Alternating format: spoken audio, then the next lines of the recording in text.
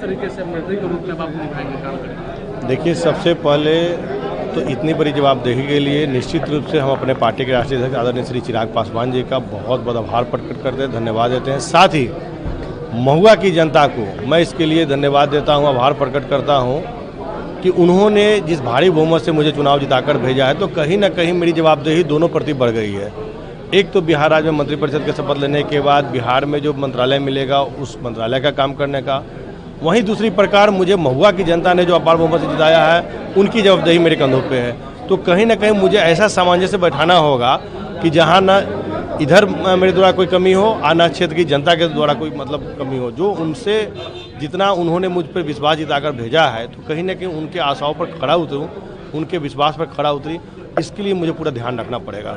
चिराग जी young है, Bihar first, Bihari first की बात करते हैं और इस बार नीतीश कैबिनेट में है, कई यंग चेहरे को भी शामिल किया गया। निश्चित रूप से हम लोग का जो शुरू से बिहार फर्स्ट बिहारी फर्स्ट का पार्टी का विजन रहा है, उसके तहत आने वाले समय में भी जो हम लोग काम है उस काम को बखूबी करेंगे। देखिए क्या है ना, हमारे साथ एक सबसे बड़ा प्लस पॉइंट क्या है कि हम हाजीपुर से आते हैं, तो कहीं ना कहीं सरदार रामविलास पासवान जी के साथ मुझे काम करने का मौका मिला है और एक साथ उन्होंने तीन चीज़ों को बहुत बखूबी किया है। उनके पास मंत्रालय का भी उन्हें जवाबदेही था, उनके पास संगठन की भी जवाबदेही था पार्टी का, और तीसरा लोकसभा का भी जवाबदेही, जो उन्होंने आम लोगों का काम कैसे किया है।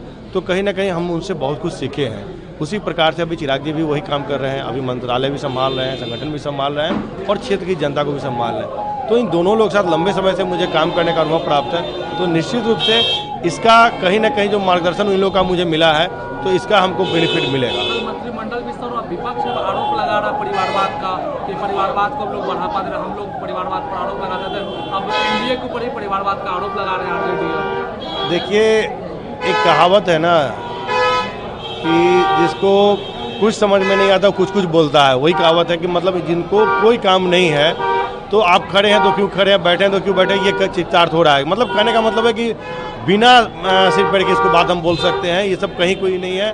देखिए, कल जिस प्रकार से बिहार के गांधी मैदान में, पटना गांधी मैदान में देश के सबसे बड़े प्रधानमंत्री जी, माननीय मुख्यमंत्री जी और इतने राज्यों के मुख्यमंत्री आए थे, तो कहीं ना कहीं ये गौरवशाली क्षण पूरे बिहार के लोगों के लिए रहा है। और इसमें आरोप प्रत्यारोप लगाना तो मुझे लगता है कि विपक्ष का ये नकारात्मक सोच है।